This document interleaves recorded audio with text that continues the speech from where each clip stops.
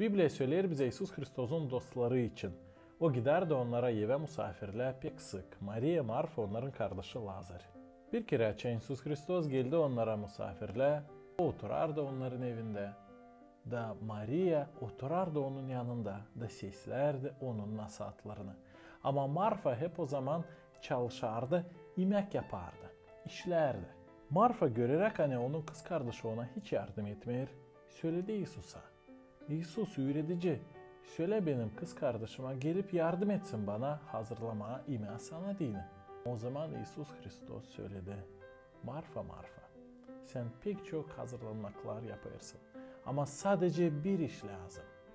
Da Maria ayırdı o en pahalı işi. En pahalı iş bu dünyada o oturma, olma İsus'un yanında, sesleme onu, öğrenme ondan, onun sevgisini duyma, onunla beraber olma. Bizim yaşamımızda şimdi de var pek çok iş. Biz lazım çok iş yapalım, işleyelim. Ne önemli? Yaşamımızda bulalım doğru balans, materyal hem can işlerin arasında. Bulalım öyle bir balans, hani olsun bir parça ekmeğimiz, hem canımız da tok olsun.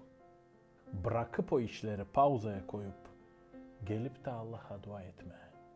Okuma onun lafını. Gelme ona, sevme onu, düşünme onun için. Yalvarma açsın bize kendi bakışını bu dünyaya hem bizim yaşamımıza. Zeri sıra gelecek, bu yer işleri bitecek. Paraları alamayacağız bir dünyaya. Ama bizim bağlantımızı Allah'la alabileceğiz. Kalın sağlıcakla.